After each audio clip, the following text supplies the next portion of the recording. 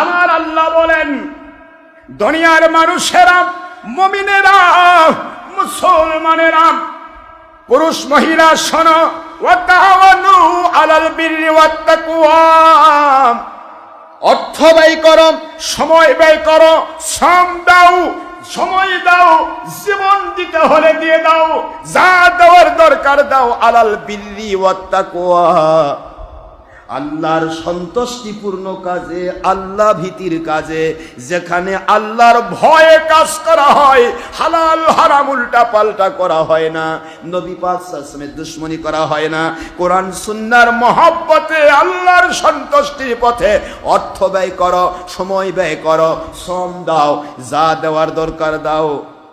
খুব বোঝার চেষ্টা করবেন, বিররি ওয়াত তাকওয়া, একই আয়াতে দুইটা কথা, বিররি নেক কাজে, ওয়াত তাকওয়া আল্লাহ ভীতির কাজে। এই দুইটা কথা যদি আল্লাহ ব্যবহার না করতেন, শুধু যদি বলতেন বিররি নেক কাজে, তাহলে যে কোনো দলক টাকা দিলে আপনি কাম পাইতেন। কিন্তু তাকওয়া, যেখানে হালাল হারাম উল্টা পাল্টা নেয়, যেখানে দলের স্বার্থ নয় আল্লাহর স্বার্থ, যেখানে দুনিয়ার স্বার্থ নয় নবীর স্বার্থ, যেখানে আল্লাহ এবং নবীর মহব্বতের কাজ, সেখানে দিতে হবে।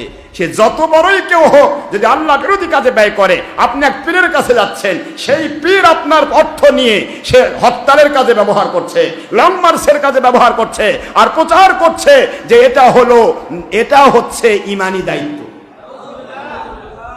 সেই পীর যেমন সুরমনায়ের পীর, এরকম মেলা পীর বর্তমানে গজাইছে। সেই পীর কি করতেছে? ধর্মের নামে গণতন্ত্র করছে, জনগণই সকল ক্ষমতার উৎস। তারপরে করছে আমাদের ভোট দিলে নবী ভোট পাবে। এখন আপনারা বলেন তো, এমন পীরের কাছে অর্থ দিচ্ছেন কাক পাওয়ার জন্য? আল্লাহ পাওয়ার জন্য? আমি বললেই তো মন খারাপ করবেন যে আমাদের বিরোধী। না, আল্লাহর কসম, আল্লাহিল্লাযী নাফসি বিয়াদি, ওই আল্লাহর কসম যার কুদরতি হাতে আমার জান প্রাণ, আমি একটা কথা নাফসানি আপনি বলি না। আমার দলের স্বার্থ নেই, আমার অর্থের স্বার্থ নেই, দুনিয়াতে জাহির করা অর্থ নেই, দুনিয়ার কোনো কাজ নেই। আমি আমার আল্লাহর সন্তুষ্টির পক্ষে যারা কাজ করছে, সে আমার মহাশত্রু হলেও তাকে আমি মাথার তাজ বলে বলি। আর আল্লাহর সন্তুষ্টির বিরুদ্ধে যে উল্টা পাল্টা করবে, আমি কমের পক্ষে তার ক্ষতি না করলেও আমি তার পক্ষে কথা বলতে পারি না। এটা আমার জিন্দেগি, ইটস মাই লাইফ। যে কোনো মুহূর্তে মরণ আসবে, কিন্তু আমার লাইফে আমি আমার মালিকের বিরুদ্ধে, নবীজির বিরুদ্ধে যে যাবে, সে আমার বাবা হোক, পীর সাহেব হোক, ওকে আমি মানতে পারবো। তাহলে আপনি বোঝেন, অর্থ তো সবাই দিচ্ছে, তারা তো চাঁদা করছে পাইকারি দরে।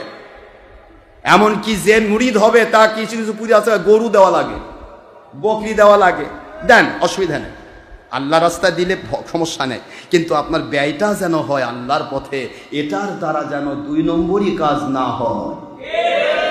মনে থাকবে তো? এই জন্য আল্লাহর আদেশ, বিররি ওয়াত তাকওয়া, দুইটা কথা। সূরাতুল মাইদা 2 নম্বর আয়াত, 5 নম্বর সূরা, 6 নম্বর পারার প্রথমে। একটু কষ্ট হচ্ছে নাকি আপনাদের? মদিনা অবতীর্ণ সূরা। আল্লাহ পরিষ্কার করে দিলেন যে আমার নবীজি পাক সাল্লাল্লাহু আলাইহি ওয়াসাল্লাম, ওনার পথে, আমার পথে, তাকওয়ার পথে অর্থ ব্যয় করো। ক্লিয়ার? প্রথম আদেশটা কি? আদেশ কি বলেন? আল্লাহর আদেশ মানে কি? বাস, এই ফরজ থাকলো। এখন আপনি চিন্তা করতেছেন, আল্লাহর ফরজ এটা মেনে নিলাম,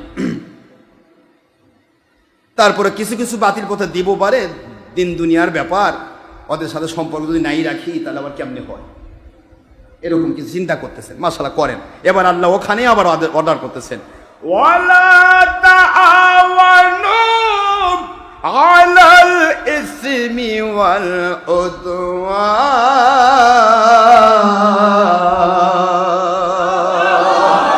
খবরদার, খবরদার, আমার মুমিন বান্দা যদি দাবি করা, আমার আখের নবীর উম্মত যদি দাবি করা, যেখানে নবীর দুশমনী আছে, যেখানে ওলিয়া উলিয়ার দুশমনী আছে, কোন কোরআন সুন্নাহর নামে কোরআন সুন্নাহর বিরোধী কাজ রয়েছে, ওই কাজগুলি আল্লাহর অবাধ্যাচরণের কাজ, খারাপ কাজ, 2 নম্বরই কাজ। এইগুলিতে অর্থ ব্যয় করো না, সময় 1 সেকেন্ডও দিও না। কি সুবহানাল্লাহ বলেন না? অর্থ দিও না, সময় দিও না, শ্রম দিও না। গল্প ডক্টর আশরাফ সিদ্দিকীর নয়, এ নিষেধ কোনো পীরের নয়, এ নিষেধ কোনো দুনিয়ার মানুষের নয়, দুনিয়ার রাজা বাদশার নয়। সকল রাজা বাদশাকে ফকির বানায়া, ফকিরকে ভিক্ষুককে ঝোলা ঠেলে ফেলে দিয়া রাজা বাদশাহ বানানে ওয়ালার পাওয়ার যেই মালিকের কুদরতি হাতে, ওই মালিকের নিষেধ খবরদার। আল্লাহ বিরোধী কাজে, নবী বিরোধী কাজে কোনো অর্থ, সময়, শ্রম তোমরা দিও না।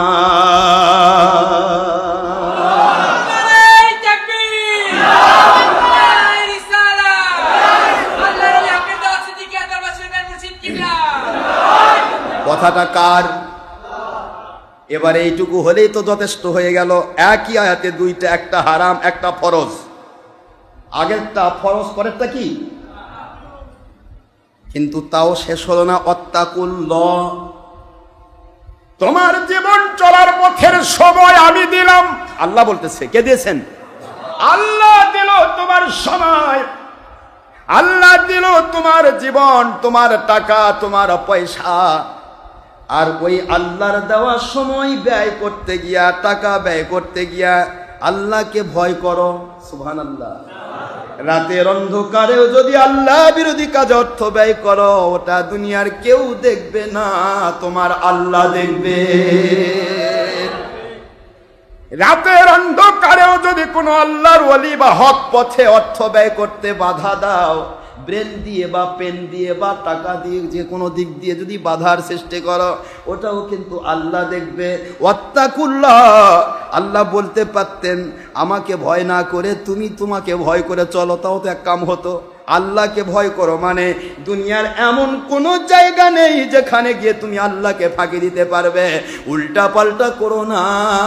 ইন্নাল্লাহা শাদীদুল ইকাব। আল্লাহ পাককে ভয় করো, কারণ যে আল্লাহ তোমাকে অর্থ দিল, তুমি জেনে বুঝে বাতিল পথে অর্থ ব্যয় করছো। শুনে নাও, আজকে তুমি কোটিপতি, কিছুদিনের মধ্যে তোমাকে আমি ফকির বানায়া দেব, কেউ ঠেকাতে পারবে না।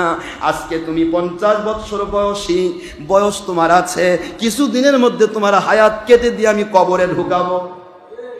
সময় ব্যয় করো আল্লাহর পথে। আল্লাহর পথে ব্যয় করলে প্রত্যেকটা সেকেন্ড হয়ে যাবে 10 থেকে 700 গুণ। এটা তোমার জীবনে যুগ হতে পারে, অথবা কিয়ামতের দিন ফায়দাও পেতে পারো। সব আল্লাহর দেওয়া। আর বাতিল পথে অর্থ ব্যয় করো, সময় ব্যয় করো, তোমার অর্থ চলে যাবে, তোমার জীবন চলে যাবে, সময় কেটে যাবে, কিন্তু যেতে হবে জাহান্নামে। আল্লাহর পথে ব্যয় করো, আল্লাহ তোমাকে দুনিয়াতে হায়াত বাড়িয়ে দেবেন, অর্থ বাড়িয়ে দিবেন। 1 টাকা আল্লাহর পথে ব্যয় করবা, 700 গুণ বাড়িয়ে দেবেন। জোরে বলুন সুবহানাল্লাহ। এই জন্য আমি আপনাদের খেদমতে আরজ করি, আজ পর্যন্ত দুনিয়ার কোনো মানুষ নেই যিনি দান করে ফকির হয়েছে। এরকম আছে? আমি যখন মুস্তাফি মাদ্রাসায় পড়তাম, আমাদেরকে হাদিস তাফসির পড়াইতেন আমাদের এক হুজুর। সেই হুজুরের খেদমতে আলোচনা চলছিল জাকাত নিয়ে, সাদকা দান নিয়ে। তো জাকাতের একটা অর্থ হলো বৃদ্ধি। কি জোরে বলে নাকি? বৃদ্ধি। তো আমরা তো আল্লাহ পাকের দয়া জানি, তারপর প্রশ্ন করতাম খুব, মানে ক্লাসে প্রশ্ন করা শুনে স্যারেরা পর্যন্ত চিন্তা করতো যে এই ছেলে থাকলে তো মুশকিল। তো প্রশ্ন করতাম, হুজুর জাকাত অর্থ বৃদ্ধি, 1 লাখ টাকায় 2,500 টাকা জাকাত দিলাম, থাকলো 97,500, বৃদ্ধি হলো কই, কমে গেল? কি কথা বোঝেন? তো এটা হলো জাস্ট মানুষকে শেখানোর জন্য, বোঝানোর জন্য আমাদের জানিয়ে নিতে হয়। তো হুজুর বলতেছিলেন, বাবা আল্লাহ পাক বলেছেন বৃদ্ধি, এর মধ্যে ঈমান রাখতে হবে। 97,500 টাকা থাকলো না, বরং আমার জীবনের দিকে তাকান। আমি প্র্যাকটিক্যাল বলি, আমি প্রথম জাকাত দিয়েছি 1,000 টাকা। পরের বছর যদি জাকাত আমার কমে যেত তাহলে বুঝতাম সম্পদ কমে গেছে, কিন্তু পরের বছর গিয়ে দিয়েছি 5,000 টাকা। এইভাবে বাড়তে বাড়তে আজকে এবছর আমি জাকাতের টাকা দিচ্ছি 15, উনি তখন বলেছেন সেই সময়ে, এবার আমি জাকাতের টাকা দিচ্ছি 15 লক্ষ টাকা। 1000 টাকা থেকে জাকাত শুরু করেছে। এখন চিন্তা করেন তো 15 লক্ষ টাকা জাকাত দিলে তার সম্পদ কতখানি হওয়া লাগবে। তাহলে এই যে কয়েক বছরের ব্যবধানে এত টাকা বেড়ে গেল, আমাদেরকে হুজুর বলতেছেন, বাবা আমরা প্র্যাকটিক্যাল জীবন দিয়ে দেখাচ্ছি যে টাকা আল্লাহর পথে ব্যয় করলে এটা বৃদ্ধি পায়, এটা কোনোদিন কমে না। যেটা বলুন সুবহানাল্লাহ। যদি কমেই যেত তাহলে তো পরের বছর আর জাকাত থাকতোই না, কি ঠিক না? বা ঠিক, জাকাত বাড়তেই আছে। মানে জাকাত 1 লক্ষ বাড়া মানে কি, কত টাকা বেড়ে গেছে, কথা বুঝতে পারতেছেন না? এই জন্য বলছি 2.5 লক্ষ বাড়া মানে 1 কোটি টাকা বাড়া, কি ঠিক আছে না? তাহলে এখন প্রশ্ন হচ্ছে, আমি আপনাদের ক্ষেত্রে আরজ করবো যে অর্থ ব্যয় করে আল্লাহর পথে কোনো ব্যক্তির কম হয় না, বাড়বেই, এতে সন্দেহ নেই। কিভাবে বাড়বে ওটা মালিক জানেন। পূর্বের সময়ে ডাইরেক্ট করা হতো, এখন আল্লাহ ডাইরেক্ট করেন না। কারণ মানুষ হয়তো অনেকে চিন্তা করবে, হয়তো দেখে কেউ হার্ট ফেল করে মরতেছে, এখনকার মানুষের হার্টবিট তো কম, কথা বুঝতেছেন? দেখা যাচ্ছে বাপরে এতগুলো টাকা পাইলাম। দেখেন যদি হঠাৎ করে একটা ফকির যদি দিনে 1000 টাকা কামাই করে, হঠাৎ করে 1 কোটি টাকা দেওয়া হয়, ওই তো হার্ট ফেল করে মরবে। কি কথা বুঝতেছেন না, বুঝেন না? এই জন্য বলছি যে যার যেটা বেমার আছে, ওই বেমারের উপর ভিত্তি করে আল্লাহ পাক তাকে ওষুধ দেন, ট্রিটমেন্ট দেন। ট্রিটমেন্ট সবার একই রকম হয় না, একই রকমের ট্রিটমেন্ট নয়, এক একজন এক এক রকম ট্রিটমেন্ট হয়। যাই হোক, আমি বাড়াতে চাচ্ছি না। তো আমরা আল্লাহর পথে ব্যয় করব। আল্লাহ বললেন আল্লাহর পথে, নবীজির পক্ষে, আল্লাহর পক্ষে ব্যয় করতে হবে অর্থ। আর এটা আল্লাহর আদেশ। কার আদেশ জোরে কোন? আমি কিন্তু আবার এই অর্থ দান করার জন্য আপনাদের বলছি না, এখানে 5 পয়সা দেন না, আমার আপত্তি নাই। যেখানে ভালো রাস্তা আছে সেখানেই দেন, আমার কোনো আপত্তি নেই। আমি আপনাদের কাছে কোনো দিন 10 টাকা চাঁদা করবো না, বলবো না যে আপনাকে 10 টাকা দিতে হবে। এখানে আমাদের দরবার চলছে, আমার মালিক কাজ করে নেবেন। যদি তিনি করে নেন, কিভাবে করে নেবেন তিনি সিস্টেম করবেন। সুবহানাল্লাহ বলে, আমার ক্ষমতা নেই, আমার মালিকের দিকে মোতাবজ্জ হয়ে আমি কাজ করি। আমি শুধুমাত্র এইটুকু আপনাদের বলছি, হাত গুটিয়ে নেওয়া যাবে না। আল্লাহর পথে অর্থ ব্যয় করা, এটা আল্লাহর বন্ধু হওয়ার স্বামী। সুবহানাল্লাহ। এই যে সময় দিচ্ছেন, অন্য মসজিদের নামাজ শুরু হয়ে গেছে, অলরেডি বোধহয় বাড়ি বাড়ি যাওয়া শুরু হয়েছে। এই যে এদিকে জিয়ারত করে তখন আসতেছে, বুঝাই গেছে নামাজ শেষ, কি ঠিক না? বা ঠিক। তো তাহলে নামাজ শেষ হয়ে গেল অন্য মসজিদে, আর আপনারা এখানে এসে বসে আছেন মাগরিব পর্যন্ত, কেউ কেউ আসর, কেউ কেউ মাগরিব পর্যন্ত থাকতেছেন। তাহলে সময় দুইটাই তো দিল, ওই মুসল্লি আর আপনি একই রেজাল্ট পাবেন? আরে কথা কোন একই রেজাল্ট? একজন 5 ঘন্টা ডিউটি করে, আরেকজন 5 মিনিট ডিউটি করে, দুইটা একই রেজাল্ট? পাগলের কথা। আমার আল্লাহর হাবিব বলেন, নামাজের উদ্দেশ্যে যত দূর থেকে কেউ যাবে, প্রত্যেক কদমের বিনিময়ে 1 বৎসর নফল নামাজ রোজার সওয়াব দেওয়া হবে। বুখারী মুসলিমের হাদিস, মিশকাতের 1388 নম্বর হাদিস। কষ্ট হচ্ছে? ওই মানুষগুলি যদি কোনো আল্লাহওয়ালার দরবারে গিয়ে বসে, আল্লাহর ঘরে বসে থাকে, নামাজের উদ্দেশ্যে সে বসে রইল, ওরা যতক্ষণ বসে থাকবে ততক্ষণ নামাজই পড়তেছে, এই সওয়াব তাদেরকে দেওয়া হবে। এক জামানা সোহবতে আউলিয়া, এক জামানা সোহবতে আউলিয়া, বেহতেরাজ সাথ সালে তো আদ বেরিয়া, বেহতেরাজ সাথ সালে তো আদ বেরিয়া। দুনিয়ার মানুষেরা রে, হক্কানি কোন আলেমের দরবারে, ওলি আউলিয়ার দরবারে 1 ঘন্টা কাল যদি কেউ কাটায় আল্লাহর সন্তুষ্টির জন্য, নবীজির মহব্বতে, 1 নয় 2 নয় রে, বেহতেরাজ সাথ সালে তো আদ বেরিয়া, 60 থেকে 100 বৎসরের নফল নামাজ রোজার চাইতে উত্তম বদলা তাকে দেওয়া হয়। তাহলে এই বদলাগুলি কি পাওয়া যাবে না? জোরে বলেন না? তাহলে আমরা সময় ব্যয় করছি কার জন্য? তাহলে এটাও আল্লাহ বলেছেন তাওয়ানু আলাল বিররি ওয়াত তাকওয়া, এটাও সহায়তা। সময় ব্যয় করা এটাও আল্লাহর পক্ষে সহায়তা। সুবহানাল্লাহ বলবেন না?